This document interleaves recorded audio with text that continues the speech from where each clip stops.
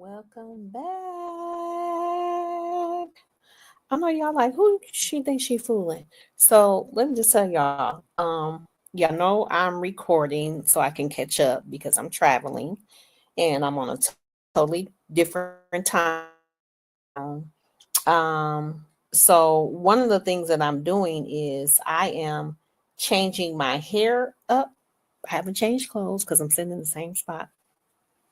But I'm changing my hair up so that um, I can tell the difference when I'm like I have to save the information and add little messages and all that kind of stuff. So I'm not trying to fool y'all. How y'all healing? Welcome to my 21 days for 21 minutes live. Technicality, we are recording right now because of travel. So I am sticking to my word. I am doing this mental health entrepreneur wellness series, if you will. Just trying to shed some light to entrepreneurs and, you know, provide some information related to some of the symptoms and characteristics of different experiences that you can have that you may or may not know as an entrepreneur because you're working so hard and you don't realize when things are happening how they are all connected. I am Clarindria Addison, author, therapist, podcast host of Shift Chats. And I'm going to share some information with you guys today on isolation, entrepreneurial loneliness. Hope you got your pen and your paper and your notebook. I'm going to give y'all a second to do that. Y'all know I got to get my lip gloss on now. Can y'all see me? Can y'all hear me? Day 13.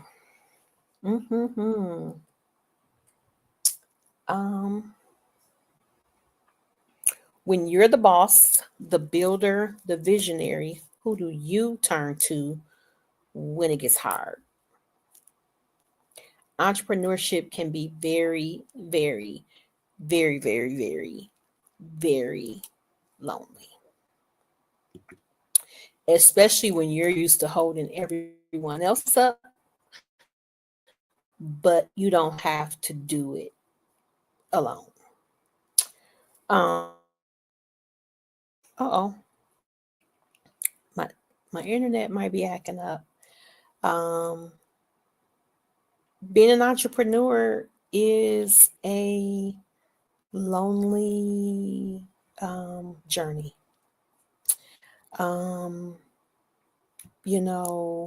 I think that there is this idolization of entrepreneurs like, oh my God, they have freedom. They can, kind of go and come when they please and all the things.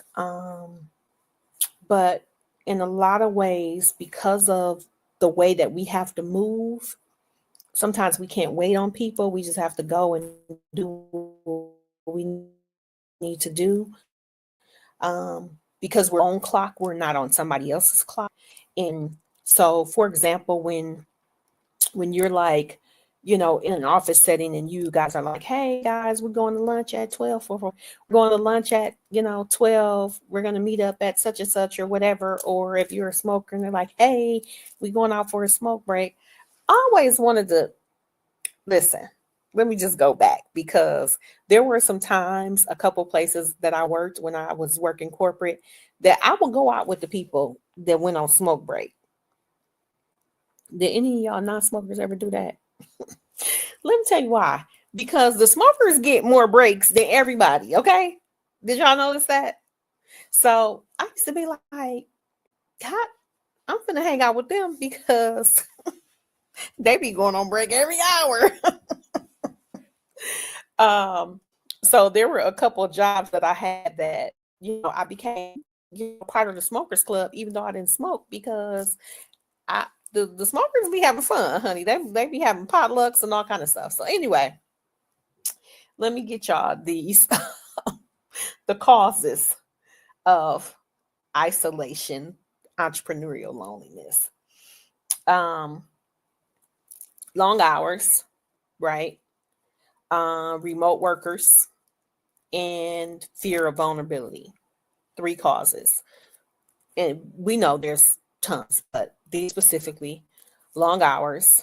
Um, as an entrepreneur, there are times where I know for me personally, I will have a project this is a perfect example, y'all. I'm going to use this because this is a perfect example. I am on a retreat. You can say workcation, however you want to describe it. And I was so committed to making sure that I get these videos done that I have isolated myself in my room, set all of my stuff up so that I can get these done and get them out so that you guys could see them, because I left y'all hanging on day 9. So we have 10, 11, 12, and this is 13. Today is the 13th. I started on the 1st, which was not really intentional. It just kind of happened that way. So here we are. So that's just a perfect example of the hours that I'm putting in today. So one, that I can be caught up, and you guys can have the information. So that's just an example of how you can get into long hours and not have and end up isolating yourself because you're trying to get done or trying to get a project done, or finish up a contract or whatever it may be. Another way that we have been isolated is in remote work. And I actually met a lady that was sharing a story with us about she was, for a company. I'm not going to say the name because that might connect her to that company. But she was a part of, and I believe she said it was like back in 2011, her team were some of the first remote workers for this particular company, who had not had remote workers. So they were kind of the visionaries behind that particular company. Not the very first, people to do remote work. However, she talked about isolation. That it was a team. She was kind of the leader of a team. And so when I think about remote work, I have now kind of since 2021 or so, I have been working to out how to, and again, forgive me guys, because it's the internet.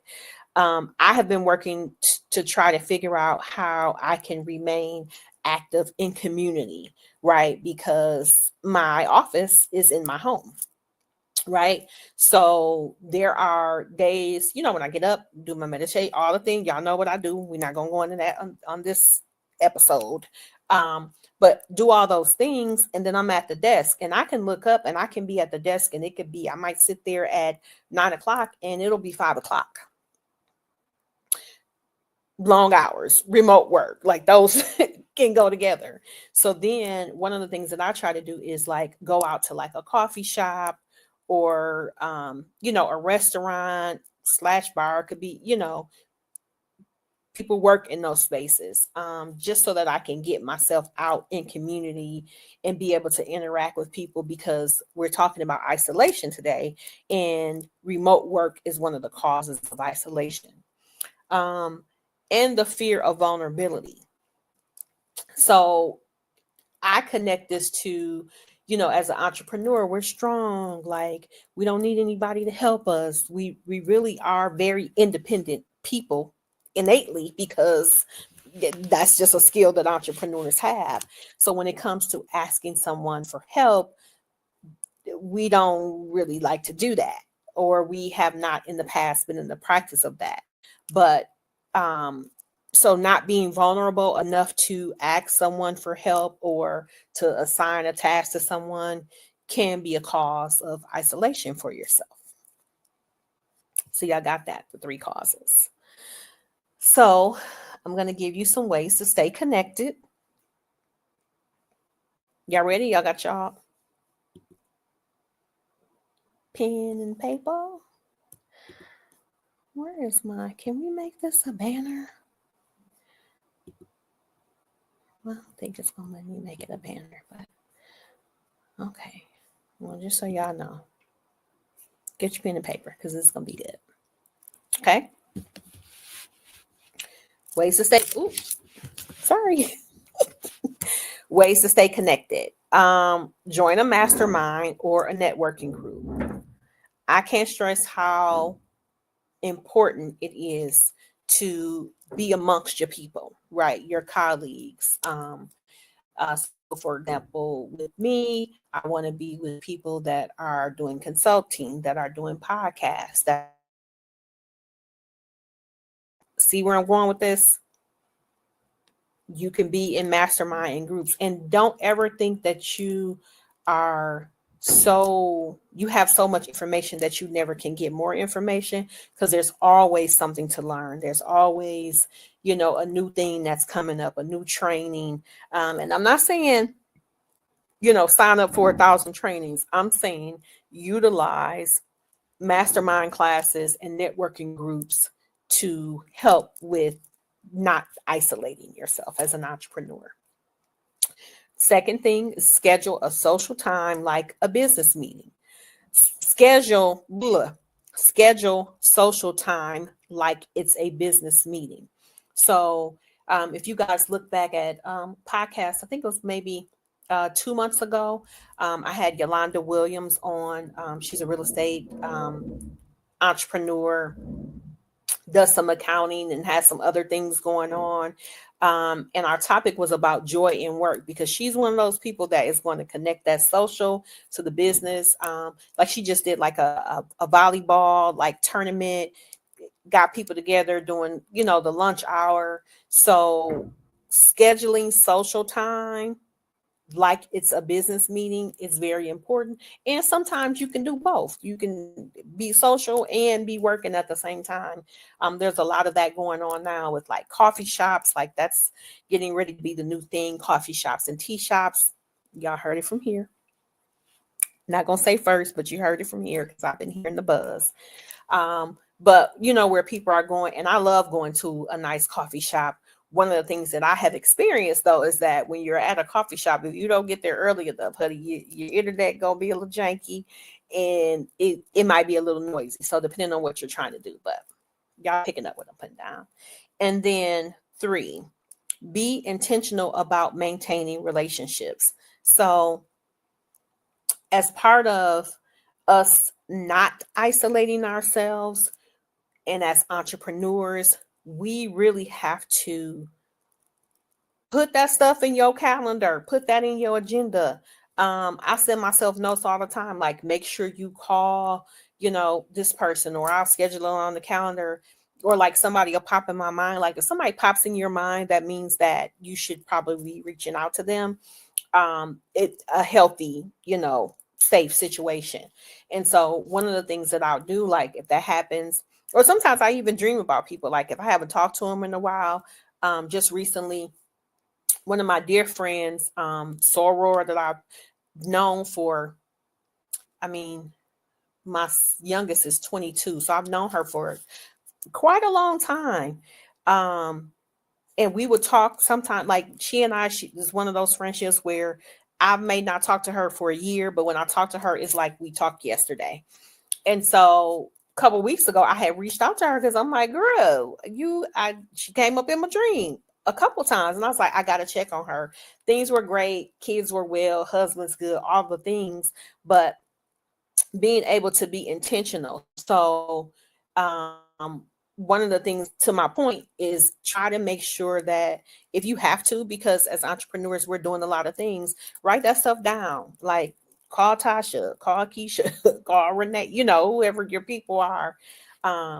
and give yourself some reminders to reach out, because we can't, and it's not, how people say, charge it to my head, not my heart. Like, it's not intentional. It's not, that we're like, oh my God, we don't want to, be reaching out to our people, but the hustle and bustle, which is what I'm working to. Hopefully you guys are picking up these tools that I'm putting out so that we're not in the hustle and bustle, but that's what happens. So this is how we get here.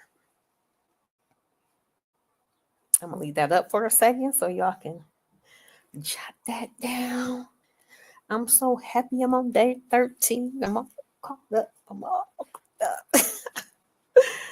Okay. This matters because success is sweeter when shared. So, although as an entrepreneur, you might be like, oh, I don't want to tell people I got too much going on, or I'm not sure how this is going to work out. You got to make sure that you find your people that are going to cheer for you, that are going to be happy for you, that are going to be supportive of you in the work, whatever that work is that you're doing. So, it's sweeter when you get to share it with people who appreciate you, that care about you, that want you to be successful. And I know for me, I be cheering everybody on. Like, I want everybody to win. And if you know me, you know that that's true. I just made a post a couple days ago about, being supportive is free. You can share, you can like, you can subscribe, you can tell somebody about somebody. And I really do try to make sure that I do that consistently. Let me give you your affirmation for isolation. I'm open to connection. I attract my aligned community. I am open to connection. I attract my aligned community. I am open to connection. I attract my aligned community. That's important. Okay, where's our... Oh, I don't know if I got us a journal prompt, y'all. Give me 1 second. Let me see if I can scrounge one up real quick. Hold on. Because I have all these notes saved. So I'm not sure why. Journal prompt. I'm searching.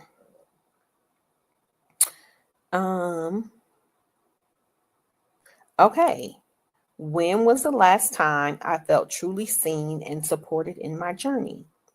What qualities did that connection have? And how can I invite more of that into my life now? Okay, let me put that here, y'all, because I'm going to try to put it in notes real quick, y'all. Y'all know I'm multitasking, right? Okay, I got it in the notes. Let me see if I can put it up here. And then I'm going to give y'all the takeaway. And nope, it didn't update, y'all. Hold on. Hold on. Hold on. Let's see if I can put it up here. Oh, let's go way it down. Hold on, I'm trying to get this together for y'all. When was the last time? Let's see if I can get it typed in. When was the last time I felt truly seen and supported in my journey?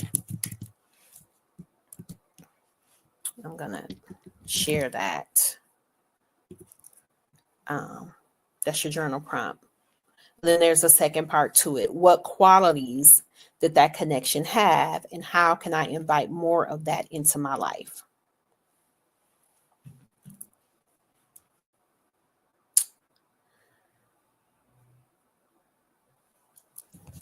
So let me just say, Isolation doesn't always look like being alone. It can be the emotional weight of having to have it all together. Community care is just as vital as self care.